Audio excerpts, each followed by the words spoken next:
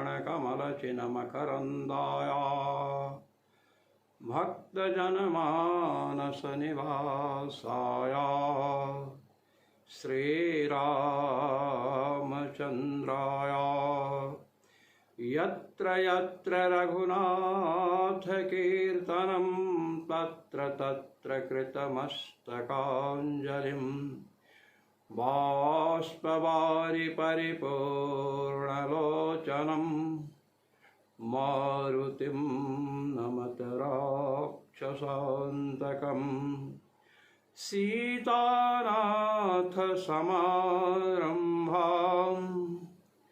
रामानन्दार्यमध्यमाम् अस्मदाचार्यपर्यन्तां वन्दे गुरुपरम्परां वन्दे गुरुपरम्परां सर्वेश्वर श्रीरघुनाथो विजयते तराम्। ब्रह्मसूत्र आनंद भाष्य के पाठ का श्रवण करने वाले किंवा चिंतन करने वाले सभी मनीषियों को भगवान श्री रघुनाथ जी की ओर से शुभकामना, आशीष और मेरी ओर से धन्यवाद। हम ब्रह्मसूत्र के उस प्रकरण को आरंभ करते हैं जिसका नाम विलक्षणत्वाधिकरण है। पहले यह चर्चा आई थी, भगवान व्यास ने सांख्यवादियों, योगियों तथा नैयायिकों को यह बतलाया कि भगवती श्रुति के अनुसार पृथ्वी, जल, तेज, वायु आदि पदार्थ चेतन हैं, इंद्रियां चेतन हैं। न चेतनत्वेन अवगतानाम् इंद्रियादीनामपि चैतन्यम उपवर्ण्यते। ये आनंद भाष्य है कि अचेतनत्वेन अभिमत जो पृथ्वी है, जल, तेज, वायु इत्यादि पदार्थ हैं, इंद्रियां हैं, इन सब का भी चैतन्य उपनिषदों में उपवर्णित है। जैसे ते हवाच मोचुस त्वं न उद्गायेति, इंद्रियों में किसी ने कहा वाणी से कि तुम गान नहीं करोगी। प्राण अर्थात इंद्रियां परस्पर मैं श्रेष्ठ हूँ, मैं श्रेष्ठ हूँ, इस प्रकार विवाद करते हुए ब्रह्मांडम जगमुह ब्रह्मा जी के पास पहुंची। तमहा पृथ्वी अब्रवीत, पृथ्वी बोली। आपो अब्रुवन, जल बोला। तो ये जो श्रुति वाक्य हैं, औपनिषद वाक्य हैं, इनके द्वारा पृथ्वी, जल, तेज, वायु इत्यादि के चैतन्य का वर्णन उपनिषदों में मिलता है। तो आप सांख्यवादी, योगीजन और नैयायिक महानुभाव जो भी हैं, इस जगत को अचेतन कैसे कह रहे हैं? चेतन ब्रह्म से चेतन जगत उत्पन्न हुआ। हमने श्रौत प्रमाण से पृथिव्यादि में चेतनता सिद्ध की। अब रही बात कि चैतन्य इनमें उपलब्ध क्यों नहीं होता है, तो कहते हैं चैतन्य जैसे सुवर्ण है, चंद्रमा है, ये तेजस पदार्थ हैं, और तेज का लक्षण किया गया उष्ण स्पर्शवत तेजः, जिसका स्पर्श उष्ण हो उसे तेज कहते हैं। सोना कहाँ गर्म मिलता है भाई, चंद्रमा कहाँ उष्ण है। तो जिस प्रकार स्वर्ण और चंद्रमा में रहने वाला उष्णत्व कारणवशात अनुभूत नहीं हो रहा है, इसी प्रकार पृथ्वी, जल, तेज आदि में रहने वाला चैतन्य उपलब्ध नहीं होता है। यह कथन भगवान व्यास ने इन लोगों के बुद्धि वैसद्यार्थ कहा। ये बात मैंने पहले बतलाई थी। अब भगवान व्यास बतला रहे हैं कि सुनिए, वस्तुतः पृथ्वी जल तेज वायु आदि अचेतन ही है। इसके लिए भगवान व्यास सूत्र प्रस्तुत कर रहे हैं। अभिमान व्यपदेशस्तु विशेषानुगतिभ्याम, द्वितीय अध्याय के प्रथम पाद का यह 5वां सूत्र है। अभिमान व्यपदेशस्तु विशेषानुगतिभ्याम, इस सूत्र में तू शब्द आया है। भगवत पाद श्री स्वामी रामानंदाचार्य जी महाराज कह रहे हैं, तू शब्द शंका निवर्तक, तू शब्द शंका का निवर्तक है। अर्थात पृथ्वी जल तेज वायु आदि में जो चैतन्य का उपवर्णन किया गया है औपनिषद साक्ष्य के आधार पर कहते हैं, उसका तात्पर्य पृथ्वी जल तेज वायु चेतन है, इसे बतलाने में नहीं है। क्या तात्पर्य है मैं आपके समक्ष प्रस्तुत करता हूं। ना पृथिव्यादि मात्रस्य अयम व्यपदेशः तम पृथिव्यब्रवीत्, पृथ्वी उससे बोली, आपो अब्रुवन, जल बोला। तो कहते हैं ये पृथ्वी जल तेज मात्र का कथन नहीं है कि पृथ्वी बोली, जो अचेतन भूमि दिख रही है यह बोली, इसमें इसका तात्पर्य नहीं है। तो कहते हैं भाई किसमें तात्पर्य, कहते हैं अपितु पृथिव्याद्यभिमानी देवतानाम, पृथ्वी जल तेज वायु इत्यादि के अभिमानी जो देवता हैं, पृथ्वी में जो चेतन है, जीव है, जल में, तेज में, वायु में, उस अभिमानी देवता को यहाँ लक्ष्य करके तमहा पृथिव्यब्रवीत्, उससे पृथ्वी बोली, माने पृथ्वी का अभिमानी जो देवता है, पृथ्वी के अंतर्गत, पृथ्वी के अंदर निवास करने वाला जो जीव है वह बोला। कुत इदम अवगम्यते, कहते ये बात आपको कैसे पता चली, कहते सुनिए, विशेषानुगतिभ्याम, ये हेतु दे रहे हैं। अभिमान व्यपदेशः तमहा पृथ्वी अब्रवीत, पृथ्वी बोली, इस आपो अब्रुवन, ये सबको पक्ष बनाइए और अभिमान व्यपदेशत्व को साध्य बनाइए। अभिमान व्यपदेश है ना, हमारे न्याय दर्शन में जब हम लोग गुरुजनों से पढ़ते थे, सांगवेद विद्यालय में पढ़ने जाते थे और श्री दक्षिणामूर्ति संस्कृत विद्यालय में पढ़ने जाते थे, तो हमारे गुरुदेव श्री रामकृष्ण भट्ट जी बतलाते थे, कहते थे कि जहाँ पर साध्य, जैसे पर्वतो वह्निमान धूमात, तो वह्निमान कहा गया, तो कुछ लोग समझते हैं वह्निमान साध्य है, कहे नहीं, वह्निमान जहाँ मान और वान का प्रयोग हो, कहे कि वान मान वर्जियात साध्य जानो गर्जियात, जहाँ वान मान लगा हो तो वहाँ साध्य क्या जानो, वान मान वर्जियात, वान और मान को हटा दो, पर्वतो वह्निमान, वह्निमान में मान को हटाइए, क्या बचा, वन, पर्वत में वन साध्य है। कहते हैं जहाँ वान मान नहीं है, अयम देवदत्ता प्रबुद्ध, ये देवदत्त प्रबुद्ध है, क्यों, विलक्षण कार्य संपादकत्वात्, ये हेतु बनाए।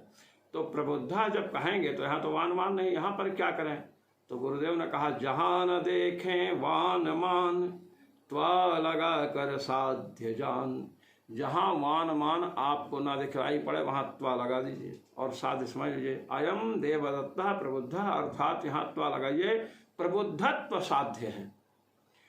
ये न्याय दर्शन की परंपरा है, जो गुरु परंपरा से पढ़ते हैं उन्हें वे बातें समझ में आती हैं, समझाई जाती हैं जो ग्रंथों में नहीं लिखी रहती हैं। सब बातें नहीं लिखी रहती हैं, साधना सीखते हैं, सब बातें ग्रंथों में नहीं मिलेंगी। गुरु परंपरा इसीलिए होती है कि गुरु परंपरा में जो गोपनीय तत्व हैं जो ग्रंथों में नहीं हैं, वो वे भी अधिगत हों और विघ्नों के द्वारा जो कठिनाइयाँ आ रही हैं, परेशानियाँ आ रही हैं, उनसे हमारी रक्षा हो। आइए, तमहा पृथिव्यब्रवीत, पृथ्वी बोली, आपो अब्रुवन, जल बोला। यहाँ पर अभिमानी का व्यपदेश है, कथन है। पृथ्वी की अभिमानिनी जो देवता है, देवता शब्द स्त्रीलिंग है, पहले आप ये समझ लीजिए। लोग कहते हैं देवता आए, नहीं, देवताएं आई। तो ऐसे ही आत्मा शब्द को उनकी आत्मा निकल गई। अरे भाई, आत्मा शब्द, आत्मन शब्द है, पुल्लिंग है, तो आत्मा निकल गया, यह प्रयोग होना चाहिए। किंतु हिंदी जगत के विद्वानों को प्रणाम है, व्याकरण का बोध नहीं और हिंदी में केचुआ छंद में रचना कर रहे हैं। अस्तु, कुत इदम अवगम्यते, कैसे पता चला कि पृथ्वी का अभिमानी जो देवता है वह बोला। अब हम भी हिंदी के अनुसार चल रहे हैं। जल का अभिमानी देवता बोला। कहते हैं विशेषानुगतिभ्याम, विशेष और अनुगति दोनों को विशेषण दिया। विशेष माने विशेषणम, विशेषो विशेषणम, विशेषण श्रूयमाण है जहाँ ये वर्णन है। कहे कैसे, कहे हंताहम इमास्तिस्रो देवता, छांदोग्य उपनिषद का यह वाक्य है।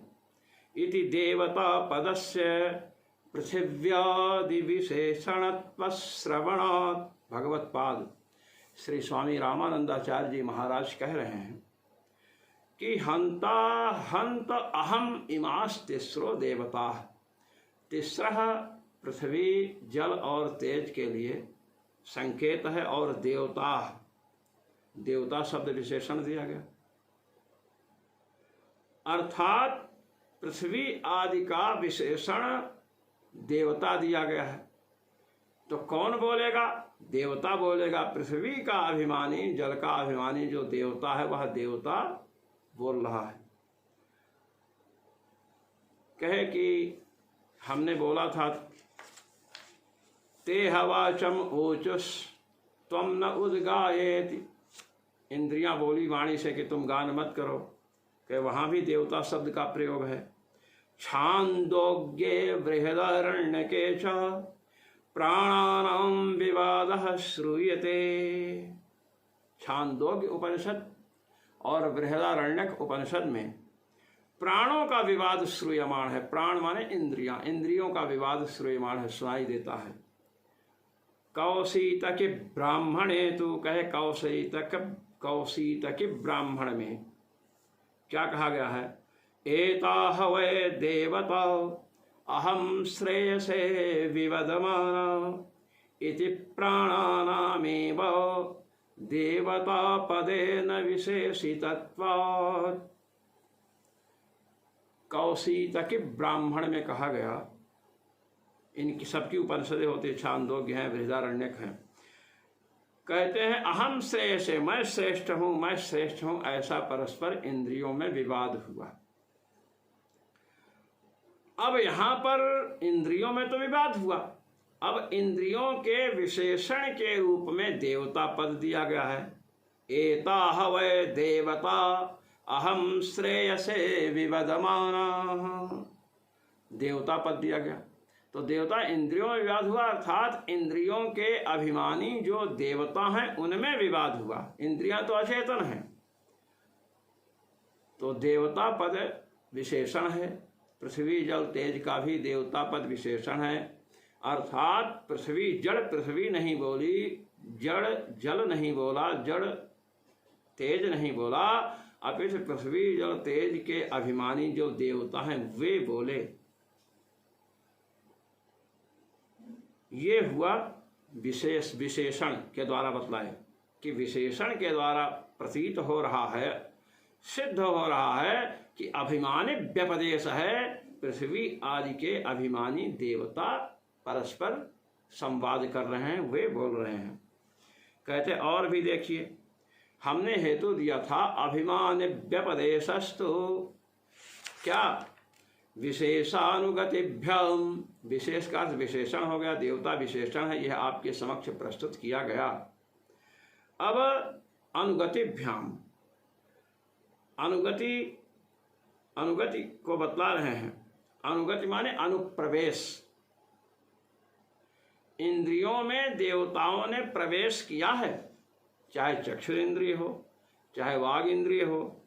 क्या प्रमाण लीजिए? अग्निर्वाग भूत्वा मुखम प्राविशत,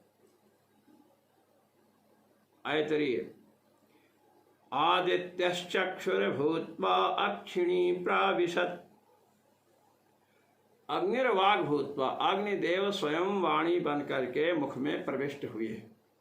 अब देखिए, रसनेन्द्रिय है, रसनेन्द्रिय जो जिह्वा है ना, जीभ में दो इंद्रियां हैं। एक तो रसनेन्द्रिय है जिसके द्वारा आप हम खट्टे मीठे कड़वे का अनुभव करते हैं, स्वाद का, और बोलते हैं, वाग इंद्रिय। तो बता रहे अग्निर्वाग भूत्वा मुखम प्राविशत, अग्नि वाणी बन करके मुख में प्रविष्ट हुई, अग्नि देवता प्रविष्ट हुए। तो कहते हैं कि वाणी में अग्नि, वाणी बन करके अर्थात जिह्वा में जो वाक शक्ति है वह अग्नि देवता है, अग्नि देवता है। और जो नेत्र हैं, नेत्रेंद्रिय चक्षुरेंद्रिय है, ये गोलक है जो दिखाई पड़ रहा है। आदित्यश्चक्षुर्भूत्वा अक्षिणी प्राविशत्, भगवान सूर्य चक्षुरेंद्रिय बन करके, चक्षुरेंद्रिय में जो ग्रहण की शक्ति है, इंद्रिय तो अचेतन है, उसमें भगवान सूर्य ने प्रवेश किया। तो कहते हैं इत्यादौ अग्न्यादीनां मुखादिषु अनुगतेह, अर्थात अनुप्रवेशस्य श्रवणात्, अग्नि का, सूर्य आदि देवताओं का तत्तद इंद्रियों में प्रवेश बतलाया गया है। तो इंद्रियां विवाद की, आपस में संवाद की कि हम श्रेष्ठ, हम श्रेष्ठ। तो ये देवता आपस में संवाद किए। अग्नि ने कहा मैं श्रेष्ठ हूँ, वाणी के देवता, और नेत्र के देवता भगवान सूर्य ने कहा हम श्रेष्ठ। तो इस प्रकार विशेषण के द्वारा पृथ्वी जल तेज वायु इत्यादि देवता हैं, देवता ने आपस में संवाद किया। यह प्रतीत होता है पृथ्वी जल तेज वायु तो जड़ हैं, संवाद किसमें हो रहा है? देवताओं में। इंद्रियां जड़ हैं, संवाद किसमें हो रहा है? इंद्रियों के अनुग्राहक जो देवता हैं, जो इंद्रियों में प्रविष्ट हुए हैं। पृथिव्यब्रवीद इत्यादेश तदभिमानिनी देवता ही अब्रवीदित्यर्थः।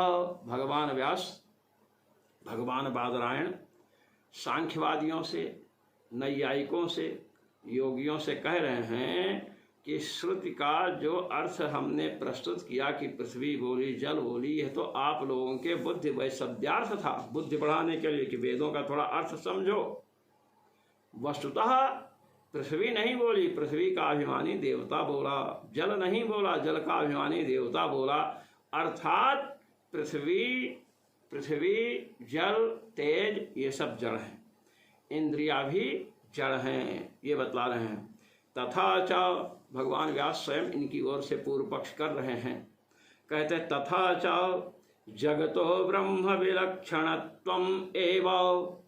इस प्रकार भगवान बादरायण कह रहे हैं कि जब हमने बतला दिया कि पृथ्वी जल नहीं बोले अपित उनके अभिमानी देवता बोले, इंद्रियां नहीं बोली अपित इंद्रियों के अभिमानी देवताओं ने परस्पर संवाद किया अपनी श्रेष्ठता को सिद्ध करने के लिए, तो इससे ये बात तो सिद्ध हो गई कि इंद्रियां भी अचेतन हैं, पृथ्वी जल तेज वायु भी अचेतन है, जड़ है। कह रहे हैं तथा च जगतो ब्रह्म विलक्षणत्वम एव। इस प्रकार सिद्ध हुआ, तेन प्रकारेण तथा, इस प्रकार यह सिद्ध हुआ कि ब्रह्म चेतन है और जगत क्या है? ब्रह्म से विलक्षण अर्थात अचेतन है। तो जब ब्रह्म चेतन है, जगत अचेतन है, तो चेतन से अचेतन की उत्पत्ति कैसे कही जा सकती है? अब कहें कि चेतन पुरुष से केश, दंत, नख, लोम आदि की उत्पत्ति बतलाई गई। अचेतन गोबर से बिच्छू की उत्पत्ति बतलाई गई। कहते हैं ये तो हमने इसलिए कहा कि आपने जो एक सिद्धांत बना रखा था कि कारण गुणाः कार्य गुणान आरभन्ते, नैयायिक महान भाव सुने, आपका सिद्धांत है कारण गुणाः कार्य गुणान आरभन्ते, कारण के गुणों से कार्य के गुणों का आरंभ होता है। जैसे कपाल यदि पीला है तो घड़ा पीला बनेगा, कपाल यदि काला है तो घड़ा काला बनेगा। तो समवायी कारण में जो गुण रहते हैं वे कार्य के गुणों के कारण बनते हैं। तो आपके कार्य कारण भाव को मैंने ध्वस्त कर दिया, पहली बात ये है। दूसरी बात ये है कि आपके समक्ष सांख्यवादियों, योगियों और नैयायिक महानुभावों, आपके समक्ष हमने श्रुति का प्रमाण प्रस्तुत करके जगत को चेतन भी सिद्ध किया था। और अब आपके बुद्धि वैशद्य के लिए हम यह बतला रहे हैं कि जगत वस्तुतः अचेतन है। पृथ्वी, जल, तेज, वायु, इंद्रियां आदि जितने भी पदार्थ हैं सब अचेतन हैं। पृथ्वी बोली, जल बोला, तेज बोला, इंद्रियां बोली, ये सब बातें जो हैं ये उनके देवताओं को लेकर हैं। अभिमान व्यपदेशस्तु विशेषान गतिभ्याम। तो जगत से ब्रह्म विलक्षण, ब्रह्म चेतन, और जगत हो गया अचेतन। अब आपके पक्ष से हम शंका कर रहे हैं, इति प्रधान कार्यत्वम एव वेदांत नियतम। अब आप लोगों को कहना चाहिए कि जब जगत अचेतन है तो इसका कारण भी क्या होना चाहिए? उपादान कारण को अचेतन होना चाहिए। ये बुद्धि वैशद्यार्थ है। जगत अचेतन है तो प्रधान कारण जो उपादान कारण है उसे अचेतन होना चाहिए। केश, दंत, लोम, नख अचेतन है किंतु उसका कारण चेतन शरीर है। ये बुद्धि वैशद्यार्थ पूर्व पक्ष भगवान बादरायण ने स्वयं किया। इसलिए आप ये कहें कि जगत अचेतन है तो उसका कारण अचेतन प्रधान होना चाहिए। इस प्रकार भगवान वेद व्यास ने इनके तरफ से पूर्व पक्ष किया।